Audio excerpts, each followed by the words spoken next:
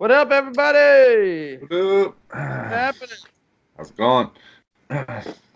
So, Corey, you want to explain to him? You want me to? Go for it. So, guys, we're splitting off the comic. We really love comics. Yeah, Corey and I specifically. I know Nate does. Jeff probably doesn't read as much, but we just really felt like the comics need their own show, and yeah, you've done CBBC within the context of comically gaming, but there's not enough time to cover it, and there's just so much in the world of comics out there that I feel like it really needs its own show. So, starting with issue 0 today, yeah, we are going to be starting a monthly episode of the Comic Book Club separately. yeah. Dropping on the first of every month. This Dropping on this the one's first. not on the first, but going forward, we'll be dropping them on the first. Forward, and ideally, there's a few things before we start. We're looking to do 2 books for each show. One book would be from a major publisher, Marvel, DC, or Image. I think Image is major these Yeah, days. They pretty much hit the big leagues. And then for the second book, preferably an independent book, Black Mask, Dark Horse, Dynamite. Valiant, yeah. Just or any of the smaller companies, even smaller than that. Just to, Yeah, to just to really get a feel for stuff that we aren't familiar with, and to try something new, extra, outside to get outside of our comfort zone. right, exactly. I mean, that's what I think both of us, when we started reading comics, we were Marvel fans, and then we kind of jumped to Image and discovered a bunch of new awesome stuff, and hopefully we'll be doing the same thing with the even smaller companies and stuff. Right. So Yeah, because I use, for example, 4 Kids Walk into a Bank. I mean, I never would have known yeah, about that. We got clued off to it, and that was one of the best books of the year. So, yeah, it's great. there's so much good indie stuff out there, and I feel like it needs to get covered. So it's our job here at Yep. Games, Comics, and Culture to do that. So, Mhm. without further ado, Yeah. we And I think we're probably going to cover current books that are hot for the yes, most part, but absolutely. maybe a throwback here and there. Throwbacks, Yeah, sleepers, yeah, um, stuff that we feel like should get covered, but maybe didn't, or isn't getting covered. right. Uh, we might choose some bizarre books 1 month. I know Yeah, I was looking at one for next month. I'll talk about at the end of the show. yeah. That The is pick for definitely a next one. It's bizarre. like, is that even a comic book? It is. It is. Uh, so, Yeah, without further ado, we're gonna jump in. This month, we're just gonna be doing one issue. Before we move to the 2 issue format, but we're gonna kick it off with one of the hottest books on the market right now. I know that it has been sold out of several shops across the country, and they've had to do reorders on it. Um, and that's Silver Surfer Black #1, um, written by Donny Cates, one of the biggest yeah, writers in the business these days, and with the art by Trad Moore. And yeah. apparently, I didn't know this, but Trad Moore goes back a long ways with Donny Cates. When they first got into the business together, they were Yeah, they were in friends then. college together or something. He was Yeah, saying. Yeah. yeah, I read that in the back of the issue. That was interesting. And man, I gotta be honest, I'm not familiar with Trad Moore's art at all, but I've never seen anything like this. Yeah, I mean, neither. I feel like Donnie probably put in a good word for him or something. But yeah, like, Yeah. and at first, and also we should say the colors by Dave Stewart, Oh my God. who's Yes. Absolutely. is great. But Dave but Stewart is a yeah, star on this book. Absolutely. Yeah. yeah. But the art, yeah, it's. I guess that's the first thing we'll talk about. It's just at first I was kind of thrown off by the waviness of it, Yeah, and it's very blobby. yeah, and then once they were in the vortex or the black hole or whatever, and they were getting warped by the energies and stuff, I was like, this is fucking awesome, dude. Like, Oh, it was like dude. it's so trippy, and like even around the edges they had the little psychedelic patterns and stuff outside the panels and stuff. And the It was action poses that he was in when he's in the vortex, he yeah. holds his arms up like this a lot. Yeah, And we got a and got a nice crotch shot. yeah, right. From the bottom. From the Yeah. bottom. We know that he has he's definitely covered in that area. But no, I it was absolutely one of the most psychedelic books I've read by Marvel, hands down. For I know that sure. Yeah. we've had some other books from Marvel going in that direction. I know the Black Bolt book that Christian Ward did was very much in that vein, very colorful, bright, intense visuals. And I think also Mike Del Mundo on the current Thor book with Jason Aaron. It's sort of not as much, but close to that with the colors. But this is just a whole different level. I mean, Yeah. uh, That page with um uh, uh what's his name? The Thor, but not Thor. oh, yeah, it's What? Beta Ray Bill. Bill. Yeah, With him when he's getting squished, and then the next panel is of like Silver Surfer like morphine all around. I was like, holy shit, yeah, this yeah. is. Am I tripping right now? This is like, I know. uh, I feel like they made it specifically for people that have tried shrooms. for real. I Yeah, mean, it's really awesome. it was so adventurous for Marvel to do that with art on a book. I mean, I feel like the Marvel of the 90s and maybe early 2000s would not have taken this chance. You know? Yeah, definitely not. And it seems like the kind of since the newer relaunch, they're definitely taking more risks and Yeah. stuff like that, which is awesome. That's what I they need to do. I think it's the new publisher. I've just noticed that they're taking a lot more chances with Immortal Hulk and Venom, and now this. Um, yeah, it feels like a different Marvel, and I'm hoping that these books generate. I mean, we see now that this one has generated success. I'm hoping that Yeah, carries over and bleeds into other books, and people start realizing, like, oh, we can trip these characters out. You know? Can yeah, you imagine? I mean, there's so yeah, many. exactly. Yeah, I mean, write books for your audience, not trying to get a new audience. I mean, the comic book readers are people like us, and are not everyday teenagers and stuff. Yeah, make books for them. Try and bring new readers yeah, in, but at the yeah, same time, give us some shit too that we're gonna dig, and absolutely. that's what it seems like they're doing. So, You should always. I but, mean, look, there's always going to be books for kids. Kids are probably the main base. Not probably. They are the main base for comic books.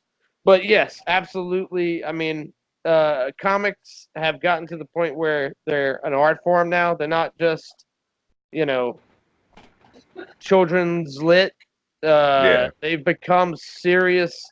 I mean, ever since the 80s, they've become serious literature. So I'm glad that Marvel is starting to see that some of their characters can be taken that way, and yeah, they're rolling the dice.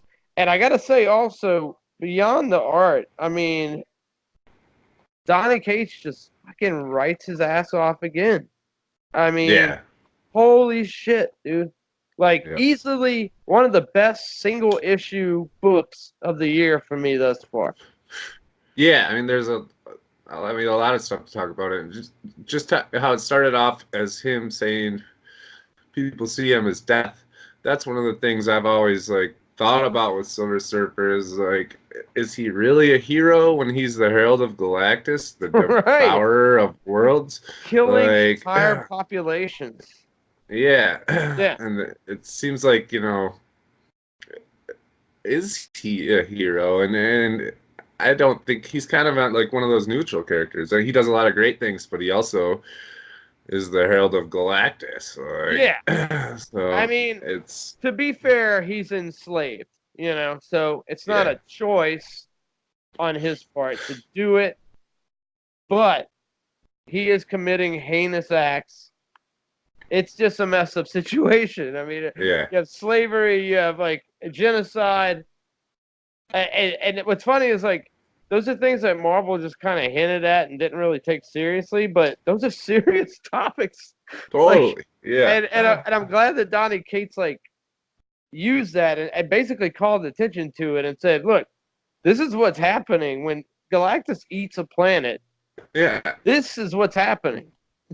yeah. Yeah, when you're talking about the people holding hands and singing songs together as Galactus was devouring their worlds, and he's standing there watching, like, it's powerful stuff. So, Oh man, really good. absolutely. I also what was particularly striking about this version of Silver Surfer, two things I want to call attention to. Well, three.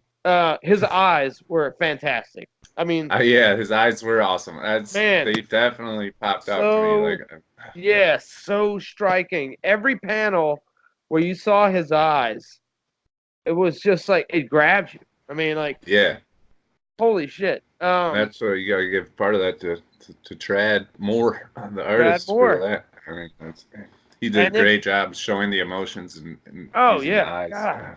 Yeah, melded with the language that Cates was using. Yeah. And then the highlight for me, I mean, creating a star. I know that That was just fucking wild. holy shit. I just Yeah. sat there That was a in awe. jaw-dropping moment. Yeah. And the fact that his arm went black after he did it, I Yeah. mean, it And the just light came on that world. You didn't like. I was confused at first. I was like, did he teleport or something? And I'm like, no, he just created a star above that world of darkness that he's on. Like, that was fucking wild. man. And it shows you like, wow, that's how powerful Silver Surfer is. Yeah. Like if you had any There. idea or if you suspected what the power cosmic was capable of, Right. that is a lot. I mean, he did like sacrifice. I mean, that's like the limit of his power. Unless, who knows what would happen if he sacrificed his whole arm to do something. Or his But entire body. yeah, I mean, exactly. But that's it's a limited power where he obviously can't use it very often. But when he does, it's clearly one of the most powerful powers in the Marvel universe. Yeah. It's I was so just I had goosebumps and my jaw dropped and I couldn't believe it, And I'd been reading about the hype about the book, so I expected that it was going to be great, but I'm still blown away by it. I was just like, damn, man. And we get four. I think it's a 5-issue series. yeah, I think it is 5. So I'm so excited to get the next one, dude. I wish Donny Cates could write every book in Marvel. I know, right? Because look, if you're not reading this, also his Guardians of the Galaxy is absolutely amazing. Yeah, just catch up on that. I have to catch up on the so Fantastic good, Four. dude. I'm a huge Beta Ray Bill fan. I love seeing Beta Ray Bill and him being on the same team with Groot and a quill that is drinking all the time. It's crazy. It's a crazy book. That's that Stormbreaker that he has. Is that the same X that? No, never mind. I feel like I've seen his hammer before with someone else, but maybe I'm crazy. Is it not Thor? Did Thor have it? I thought Thor had Stormbreaker. Maybe I'm wrong. I think he did, but I mean, Beta Ray Bill clearly has it now. But Yeah. But one of my highlights, though, from this issue was his relationship with his board.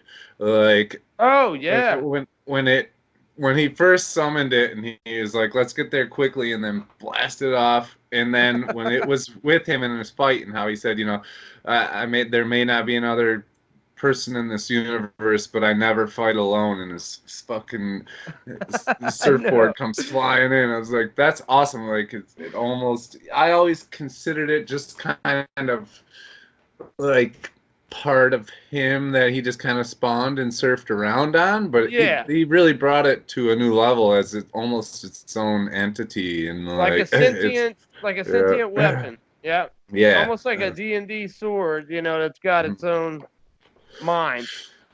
Yeah. Yeah, dude, Awesome. I'm gonna go back and read this fucking thing again, I think. Yeah. I thought about it. Yeah. Probably. I just, man, yeah, no, the connection with the board was hot. I love that he played on that and he accentuated it. And I got to bring up my friend who used to be in the comics. He doesn't read as much anymore, but I immediately suggested this to him and I was like, dude, you got to read it. And he was like, really? Silver Surfer? Like, I've never taken to him. He's just a dude on a surfboard in space. And I was like, dude, I'm telling you, you cannot take that approach with it. This is a wholly different thing. It is so beyond just a guy on a surfboard. Like, right. it takes on so much meaning. And everything beyond that, like the combination with the art being what it is, and the gravity of the situation that he's in, and the fact that he creates a star. I mean, all of it is just it's so epic and grandiose and awesome. Yeah, yeah, and that kind of it leads into the Stan Lee letter in the end. My God, I was almost crying, dude. Dude, it brought tears to my eyes. I won't lie. Like, I mean, it was just how he talked about he was in the airport writing that first issue, and then he got the news that Stan died, and he deleted everything and put his heart into it. And you can read it. You can feel it in the issue. Yeah, you can. Absolutely. Yeah. Yeah, it's amazing. I did not know that Silver Surfer was Stan Lee's favorite character that he created. That blew my mind. I know. I was like, whoa. Yeah. That was heavy shit. So sad, man. I mean, it really kind of reading that, and then like, just I to be honest, I hadn't been reading much Marvel since Stan passed. I hadn't been reading many comic books, and then jumping from that to Fantastic Four, I'm reading now, and it's so awesome. And I'm like, God, Stan's not here for this. That's so sad. Like that. I think he'd be more appreciative of this era than the last 10 years, probably. Yeah. He would. He would. But, yeah. Well, cool. Yeah. That was our CBBC. Yeah. Yeah. Number 0. Kicking it off with a hot book. So, for our next kids, if you want to do your homework for next time, we are looking at 2 books.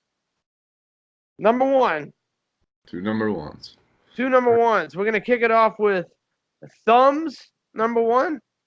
I have to do a brief explanation here. Yeah, do please, because I don't even know what that is. Yeah. So Thumbs is imagine someone like Mark Zuckerberg creating his own army of tech-obsessed teens and directing them to take on the government. What would the fallout be? Charlie Thumbs Fellows is a member of just such an army. Poor and raised by the influential Mom app, he finds himself in the center of a war. The Social Network meets Blade Runner in this big event book from the team that brought you the hit series The Few. So it's gotten great reviews. That's why I'm going in for it, and it's an Image book. We'll try that one. That's our big publisher book. Yeah, that's our big publisher book. And then for the offshoot, we are going to do Bettie Page Unbound, number 1.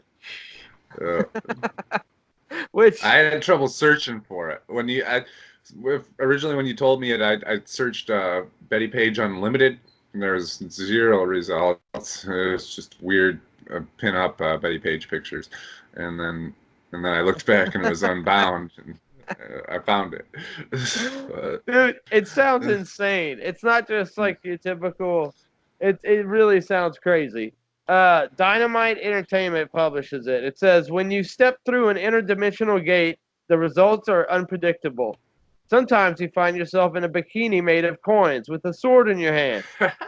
Reality is shattering. The gate has been opened for an invasion from the great old ones, and only Bettie Page can save the world in this epic 4-part miniseries. that's, So, there you we'll go. try it, dude. So if y'all can find a copy of it, check it out. It's definitely going to be, I have a feeling, one of the more interesting books I've ever read.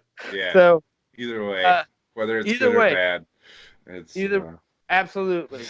So thumbs number 1, Bettie Page Unbound number 1 for next time. Check them out. July 1st. July 1st. Thank y'all for hanging out with us. We'll see y'all on the flip. Glad to be back. Glad to be back. Hell yeah. We'll catch y'all on the flip. Later. Over and out.